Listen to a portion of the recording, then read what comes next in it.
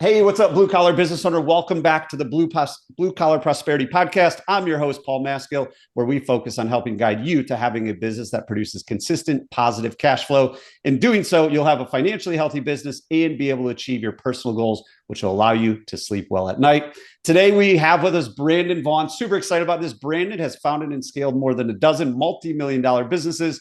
One of his last ventures is Wise Coding, scaled from zero to over $1 million per month in less than 3 years, while he worked less than 10 hours per week in the business. As founder and chief strategist of CONQUER, he has helped tens of thousands of service business owners get more time freedom while scaling and growing their companies. And currently, he's the CEO of HireBus. He is tackling the employee problems of small business owners with a unique approach of combining AI-powered recruiting with behavioral science. So if you have never heard of Brandon Vaughn, that is Brandon Vaughn. Welcome, Brandon. Thanks so much for being here. What is going on today? What's up, Paul? Thanks for the kind intro, man. I appreciate it, and glad to be here. Happy to help some folks figure out some more prosperity. I like the theme of the podcast. Awesome. Yes, that is the goal. So not only make money, but have a life worth living. There's plenty of people that are making a bunch of money, but they're still working in their business 24/7. So excited for your expertise to come on, because I don't think I've run into one owner in the trades, any blue collar owner. One of the first things you say, how's business? Great, but I can't find good help. So we're going to dive into all that today. That's what HireBus is doing, solving that problem for you guys. But just like most of my interviews, I want to dive into two things. Before we get it all into the juicy stuff about HireBus, we want to learn how Brandon's journey can inspire you out there as well. So Brandon, how did you get started as an entrepreneur? Especially, you've really focused in the home service space, since I've known you a really, really long time ago. Well, I had the privilege of being able to see my dad in the home services. So I grew up in home services. I feel like blue collar entrepreneur kind of runs in my blood. Although for my dad, he had a bus factor of one, which is how many people in a company need to get hit by a bus before the company ceases to exist. And for my dad, that was just himself. He was an owner operator for 33 years, washing windows. And we did the math once, and we figured out that he's washed 2.5 million panes of glass over the course of his career, which explained his shoulder and knee problems and back problems and heart problems as well. And yeah, the heart problems caught up to him eventually. So 2012, he was diagnosed with heart disease. The doctor told him he could no longer work physically. He couldn't go up and down ladders. He couldn't carry things over 30 pounds. And he had to stress less. And even though he was the owner operator and had between 0 and 1 employees for 33 years, he still found a way to, stress himself out a tremendous amount. So it was very interesting. I had like that firsthand experience watching my dad go through the journey, work alongside him. I homeschooled through high school, worked with him full time, like from age 13. So had an opportunity to just kind of see how an owner operator business was ran. And then subsequently, like the day I turned 18, I followed in his footsteps, got my own business license, and did the exact same thing. Owner, operator, window cleaner, then construction, then other stuff, and lots of highs and lows, and kind of a varied career from there until I felt like I finally started putting on my big boy pants and scaling up a business the way I was supposed to, which didn't happen until many years later after that. Yeah, it's funny how that works. And you kind of look back now, really, how long that first one takes. And then when you're done with that Yeah, first one, you're like, man, I wish I would have known everything I know now, because I could do it so much quicker. And so now true. that's what you're doing. So if you guys haven't seen Wise Codings, Brandon documented this entire thing on YouTube, which is probably one of the most favorite things I've watched on YouTube. Is he started this business from zero, had nothing, had a couple, like, intentionally started with, I don't remember what the exact dollar amount was, but went out, bought a 15K, van. How much was it? 15K. 15K. So he took $15,000, which is probably what a lot of people start their business with, and scaled this business to whatever it is now, say $1 million a month. But now he's franchising it, which is phenomenal. So if you guys have time, go to YouTube, look up Brandon Vaughn, look up Wise Codings. It's an awesome, just really good insights into what systems are we putting in place, what processes are we putting in place, and taking all those years of experience and accelerating it so much quicker. So now that's running, that's doing its thing, less than 10 hours a week of your time, probably now less than that. But now really your expertise is HireBus. Tell everybody what HireBus is. Well, it's so funny. So as CONQUER, we've helped over now 20,000 home service business owners through our different programs and events and courses. And the number one problem, or I say probably the top 2 or 3 problems, usually always within the top 3, is I can't find good help. If I could just find good help, I could double my business. We hear that so often. And the big shift that we would teach our conquerors is that it's a marketing problem to solve. What's a tougher sell? Going out and convincing another human being to buy your services, change out your panel, do a repipe, wash your windows, or convince another human being to work 40 hours a week for you in your business, spend more time with you than they even spend at home with their families. Like what's a tougher sell? And we spend so much time focusing on how to get new customers. We don't spend nearly enough time focusing on how to predictably get fantastic employees. And so when we kind of coach this to our pros, our conquerors are coming through our program, we'd set up a framework for them. And that framework was identify your hooks, identify your messaging for your target customers, those customers being your employees, because they're internal customers. So you have external customers, you have internal customers. And so the more that we kind of cycled on that, we actually started solving the problem for a lot of pros. And the one component of it that was kind of missing was a way to screen candidates or pre-qualify them or prioritize them before you even interview them. There's lots of assessments like DISC and Colby, that cost, anywhere from $6 to $50 to have these people take it. You can't give it to every single applicant that comes through your door. So we wanted to create a system where we could actually give every person, every candidate, an applicant, basically a test that they could take to find out on a scale of 1 to 10 how good of a fit they would be for an electrical, apprentice or a journeyman or an office person or a salesperson. And so that's what we did with HireBus. So we kind of took all the best parts, and now like what HireBus does is we write all of your job ads, we post all of them for you, we optimize them with AI, we constantly improve them, we deliver all the applicants into your funnel, we prioritize on a scale of 1 to 10 who are the best people that you should be talking to, and then we auto schedule them on your calendar. And then we provide a bunch of coaching tools after you hire people to help them figure out, how can they be a more successful production manager employee. So I've never launched a software company before. It's really freaking intimidating and scary and terrifying and expensive, but it's been an amazing journey. I'm having an absolute blast doing it. And we're just, changing people's lives, which is really cool.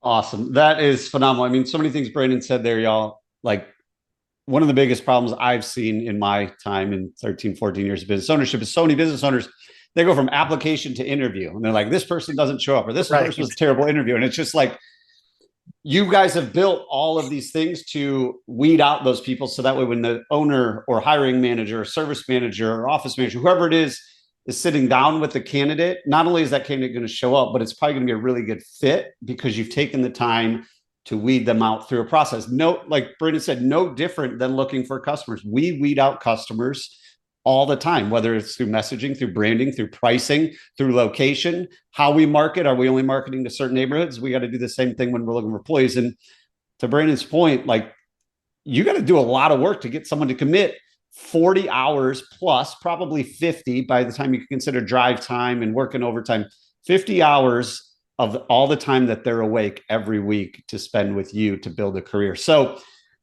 on that note, you mentioned something that I think is huge. I want you to dive into a little bit of, you've got to write compelling copy. You've got to have some key hooks to get people's attention to come work for you.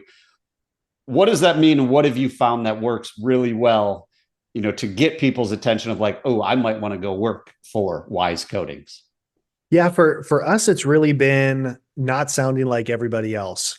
So, everyone out there puts out their job post and is like, you must be able to lift 50 pounds. You must be able to do this. You must have a clean driving record. You must be, have a photo ID and, blah, blah, blah. And it's all about what the company needs. And it never focuses enough on what's in it for the employee. So the way that we write our job ads, first of all, we play around with different hooks. So instead of just putting, garage flooring technician, we'll play around with, garage artists or, wanted, hunters wanted, or, we come up with different hooks that really kind of capture people's attention and develop some intrigue. because that's kind of one of the most important parts. So like, for instance, even for window cleaners, we'll say, gas powered squirt gun operators wanted. And then people are like, wait, what is this? And they click on it. And then we write the ads to be a little bit funny, a little bit humorous, a little more lighthearted, talk about what's in it for them. And so for our job ads we write for Wise Coatings, we have 4 core values: Buffalo, Ascend, Serve, and Efficiency. And so we'll talk about, who you are. You're someone that wants to be able to be recognized for the work that they put into there. You love to level up. You love to, increase, something. We'll like refer to some of our core values when we're describing kind of our ideal person. And then we talk about what's in it for them first. And then we talk about who we are. Where have you been looking for? We were awarded Entrepreneur's fastest growing franchises in the United States, top 100. And we like go through and, and talk about why they want to capture. So now like they're hooked. Then they read themselves, they see themselves in the first part of your ad, and then they are sold on who you are. And then they want to reach out. And then we want to fill in the top of the funnel with as many humans as possible, and then allow our work through automations, text messages, emails, ringless voicemails, to then have them take the application step, and then take the, and have disqualifying questions there, and then to have them take the HireBus right seat assessment. And then, like everything's automated. So the whole process just allows you to just kind of turn it on and then just watch people kind of come in. But it all starts with that top of funnel, getting as many people as possible, to apply for your ads.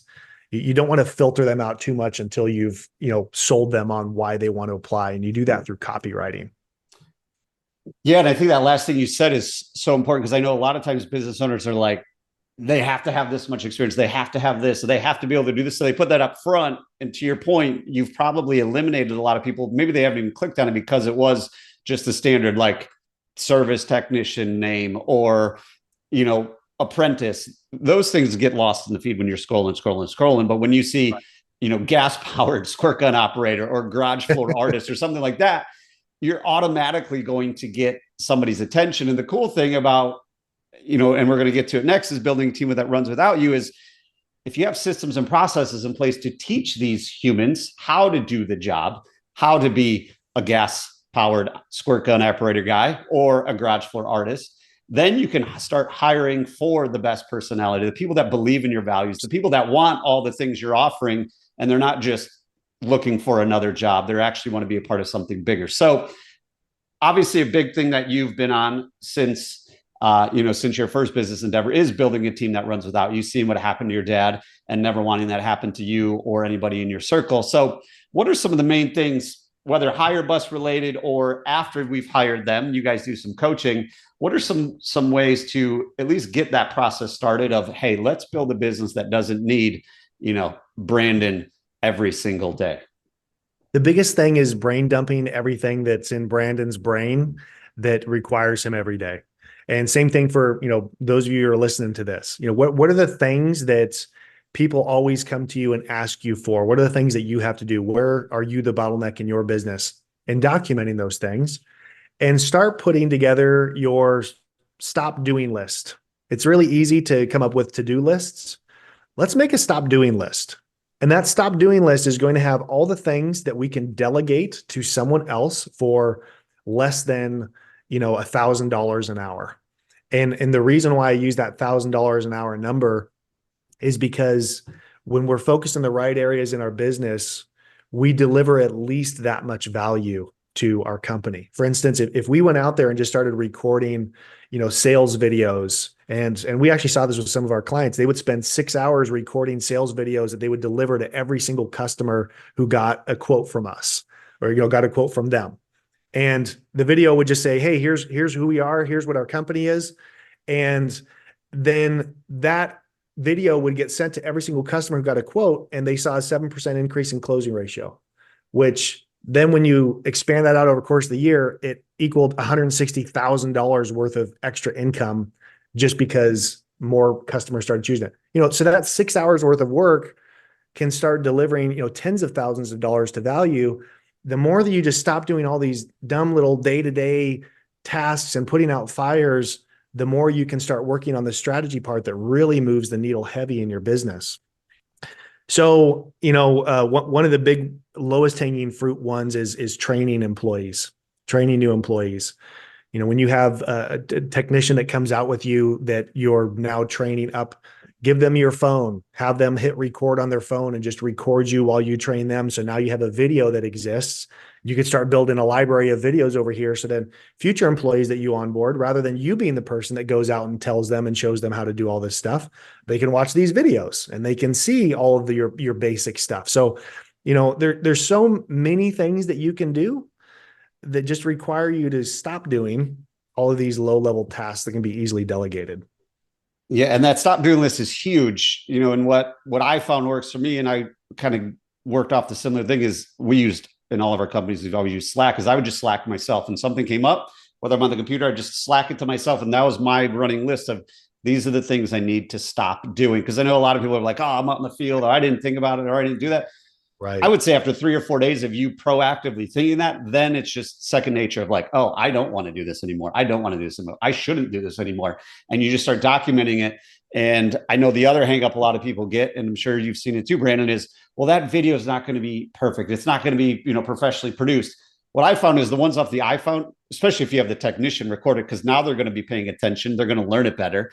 But then what I found is every time people are watching an iPhone video, it almost sticks with them more, because it's like, this thing isn't perfect, so I'm going to focus on it more. Or it's a lot more relatable because it isn't perfect, versus us going to some studio and recording some video. It's like, hey, no, that was Mrs. Jones's garage, or that was, Mrs. Smith's basement, and we were in there and we we're doing it. And now it sticks a lot more. So y'all, those are some really easy, actionable things that you can start doing today to start building a team that runs without you. They don't need you. You've got the systems, you got the processes, you got the training videos. It doesn't have to be fancy. It's just got to be functional. So taking that to kind of the last step, you're big on like the employee flywheel and really getting things ramped up so we can get to where we want to go. So now people aren't saying, Brandon, I can't grow because I can get as many people as I want. HireBus is rocking and rolling, but now I'm a little bit stuck. What is the employee flywheel all about? Employee flywheel comes off of the flywheel business model concept that Jeff Bezos invented. He actually wrote it on the back of a napkin in a restaurant, which is like the most cliche thing ever that they talk about that entrepreneurs do. But he wrote this model of Amazon's model of, hey, if we focus on, increasing the volume of our traffic that we have, inevitably that's going to mean that we're going to get more sellers on our platform. If we have more sellers, inevitably that's going to lead to more SKUs on our platform. If we have more SKUs, that means that we're going to have a better customer experience. If we have a better customer experience, inevitably that's going to lead to more traffic coming to our site because of referrals. And so he kind of identified these 4 areas that were more than just levers. They were things that created momentum, which inevitably ended up driving strength and growth in the other areas. And then in the center of like this flywheel, there was, growth. And as you start growing more, you get lower cost structures, which means to lower prices, which means to increase customer satisfaction. And it like creates this thing that goes. And the reason why the flywheel is kind of an apt term for this is it's a mechanical device that is a very, very heavy wheel that takes quite a bit of, strength and effort to kind of get it going. But once it goes, it generates so much power, it almost becomes unstoppable. I remember I saw a video on Mythbusters where they released this like 1-ton flywheel, and it like blew a hole through their warehouse. It just, took off, and it's kind of like why trains develop so much momentum. So the way that you apply this on the employee side of things is not only just focusing on getting new customers coming in, internal customers, employees, but also focusing on their actual experience. What is it like when they come in and work for you inside of your company? One of my favorite books is called The Dream Manager by Matthew Kelly. And it chronicles this company that had a 400% turnover rate inside of their company. They turned every single employee position over 4 times a year inside of their company. And they implemented this strategy and this program where they just started asking their employees, hey, what are your dreams? What are your dreams in life? What are you looking to accomplish? And they started coming up with these things of, I want to buy a house. I want to buy a new truck. I want to have a great Christmas for my family. I want to travel to this place. And then they strategically just focused on tying business goals to where the company could then help them fulfill those dreams. And the culture inside of their company literally did a complete 180, where now people realized that they were cared for by their employers even more so than what the business initiatives were, because, you know, they were solving this thing that dreams feel impossible sometimes. And if a business is able to help their employees achieve the impossible, like the goodwill that creates, the culture that creates is just so powerful. So that culture side of it, when you focus on, you know, that strong culture, you get more referrals, you get employees that tell their friends, their family members what a great company, they post on social media. And then that leads to more applicants that come in, you know, and stronger talent. And it just kind of creates that flywheel momentum inside of your business. Because you should always be hiring. You should never turn your hiring funnels off. You should always be bringing people into your company, and you should always be focusing on, you know, creating that strong company culture that keeps your teams engaged. Yeah. I mean, a lot of the thing that I take away most of that is when they stayed longer. I remember, I mean, we're recording this in summer of 2024, but I saw someone post online during tax time, and they said, you know, look at the amount of W-2s you're sending out compared to the number of employees you actually have on your team. And depending on that ratio, you might have a retention problem. So in the trades, it's notorious for that. You might have 10 employees and you send out 40 W-2s at the end of the year, meaning 30 people didn't make it. So why didn't they make it? It could have been a hiring problem. You didn't have something like HireBus, or you didn't have that employee flywheel if you didn't care about your employees. There's such this stigma in the blue collar world and the home service, the trades, of like, oh, just suck it up and keep going. Your job's to make money and work hourly and do all these things. But when you literally take, you know, a minimum amount of time to start caring for employees, find out what's important to them, learn their kids' names, figure out what their goals are.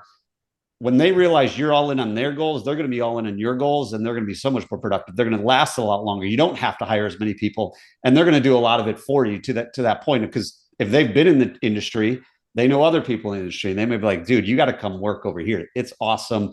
They do all these things. They care about you. We got a dream manager program, all those things. So super, super valuable information. Now, one last question for you on the hiring. Everybody, not everybody, a lot of people I talk to, they think they've got the latest and greatest and they want to franchise their business. They say, this is it. I'm going to franchise. All the things we talked about, in my opinion, and you can tell me your opinion, have to be done before you even think about franchise. It's got to be able to run without you. You've got to have the employee flywheel. You've got to have a hiring process in place, and you got to have all these systems and processes in place in order to go to somebody else and say, look what we've figured out, instead of, oh, here's a power washing company. I think you should buy my franchise because we did a couple $100,000 last year, and the business is me operating the gas powered squirt gun. So what do you tell anybody? You've done it. You started it from scratch. You franchised your business. What do you tell anybody that says, I want to go franchise my business? Is your business training program solid enough to where you can train an average person with average intelligence to be a successful business owner? And for me, franchising is way less about, do you have a model? Have you done it well? And it's more about, franchisee shows up on day one. What do you teach them? What do you teach them on day two? What do you teach them on day three? What do you teach them on day four? You know, all the way to day 120. What are they going through? Because it's very easy to just sell someone, hey, we did really well in our area. But then you go to the Pacific Northwest or down to Florida, and the market's different. Marketing messages are hit differently, even in blue states versus red states. Like, it's been unbelievably eye-opening, even for me, to franchise my company and realize, oh my gosh, we're really lacking. And we had a really solid, tight model that ran without me. But going and getting an average person and bringing them in who's never been an entrepreneur, who's never been successful, who hasn't ran their own business for years, and coming in from day one, quitting a job, needing to make this work, investing probably their life savings into your system. It just it's a whole different type of perspective shift. So I've talked to a lot of people who think they're ready to franchise because they got a good logo, they did well in their company, But they built it by them personally knocking on doors, 60 hours a week. And it's like, that's not a franchisable business. You're not going to be able to convince an average person to go out and knock on doors 60 hours a week to go do that. So it's just, when you take you out of the equation, can it still be successful? And, over the last 3 years since we franchised it, we've learned a ton. We've made dumb mistakes. We've made smart decisions, and there's been a lot of constant feedback. And even now today, I still feel like our system lacks a lot of stuff that we're continually optimizing and improving. So the other thing that I'll add to it is, what makes you different? Whenever we talk to other people, like, a franchise business can't just be, it's a successful one location. It has to have really true competitive differentiators that set it apart from anyone else on the market. And it's really hard to make sure that a business has that. What's going to prevent them from just going and, getting their own logo and starting up their own business? Like, what really is different about your franchise that makes it attractive enough to where they'll give you, tens, if not hundreds of thousands of dollars to start your business? And then lastly, the thing that I'll say that's a big shocker when you franchise is, if you don't have another location up and ran, you haven't ran a proof of concept of, hey, it works great in my market, let me go start it on my own in another market, it's probably too early to franchise. Because you'll learn so much just by going and opening up a second location that will poke all kinds of holes inside of your ideas. It's a lot to learn. It's a lot to go through. We've had lots of good coaches that have kind of helped us through all that stuff. Love it. Patience, y'all. Take your time and have the patience. The more time you take, the more successful you will be. Brandon, you already mentioned one book, The Dream Manager. If you guys haven't read it, recommend go reading it. I recommend everybody implementing a Dream Coach, Dream Manager program in your organization. It'll do wonders for you, especially in the trades. Because when you roll it out, we rolled it out in my last company. When you roll it out, they're gonna be like, this is weird. I've never worked at another trade company and they actually care about us this much. I'm just used to going out in a truck, working 60 hours a week during busy season, getting my check, and maybe, donuts once every other week. So we already got a book out of the way. What we want to dive into now is immediate action. Whenever somebody reads a book, you got to take action. On this show, we want you to give our listeners one thing they can do within the next 24 hours to move their business forward so they can get one step closer to getting to where they want to go. The one thing that I'd have them do is go download Loom, or go take out your phone and just start recording the things that you do on a day-to-day basis. So if let's say you're listening to a podcast right now and today you're answering phones, hit Loom, hit record, start recording your phone conversations, start recording how you talk to customers, how you engage with customers, record how you go and create a new estimate, create a new job, record how you go out and sell a job, put voice recorder in your pocket and go put it in your pocket and start working on documenting things. The more that you just document how you do it in your business, the easier it is to train and have other people reference a little library of videos, documents, systems, tools. We hear all the time about, you got to systemize your business. To me, the definition of systems is a documented process on how to do something important in your business. But that key word is documented, and you can document it with audio, with video, with images, with pictures, with, text. You just have to start. And if you just start and have it be rough and ugly and go throw it in a folder, you'll deal with it later. That's even a start. And then you can go and refine it over time and continually improve it. But just start it today. Start it today. Challenge yourself. Make one training video, just one. There you go, guys. The best time to plant a tree was 20 years ago. The second best time is now. I had that above my desk in my last company. And it is so true. Just get started. Done is better than perfect. And then when you do hire those people through HireBus, they're going to be set up for success because they'll actually have training set up for them. Because I know a lot of times, and Brandon has seen it as well, a lot of times we hire somebody with no training and then we blame them of like, they just sucked. Right. Well, they weren't set up for success because they didn't know exactly what you wanted because you never documented it. So Brandon Vaughn, thanks again for coming on the show today, sharing your journey and providing a ton of actionable advice for all the blue collar business owners out there as we continue our journey to prosperity, which is only possible with consistent positive cash flow. I am confident that this will help everyone out there get one step closer to achieving those personal and professional goals. But Brandon, before we sign off, what is the best place you can send our listeners to keep in touch with you, learn more about HireBus and what you got going on? Yeah, go check out hirebus.com/free. If you want to see what our HireBus assessment looks like, I'll give you a teaser. It's one single question that we ask an applicant, and we'll be able to determine on a scale of 1 to 10 how good of a fit they'll be. It's a really fascinating question. So if you want to check it out, go to hirebus.com/free. You can take the test assessment for yourself. You'll get a little coaching report. You'll get what's called a behavioral blueprint that shows 21 different behavioral scales. It's really fascinating. And when you see what it does on the backside of your business for the employees that you look to hire, your mind will be blown. So definitely go hit us up over there and learn a little bit more. And if you want to email me, you can email hello@hirebus.com and just send a message to me. Those always get to me. Awesome. Hirebus.com/free, guys. Go there, figure out what that one question is.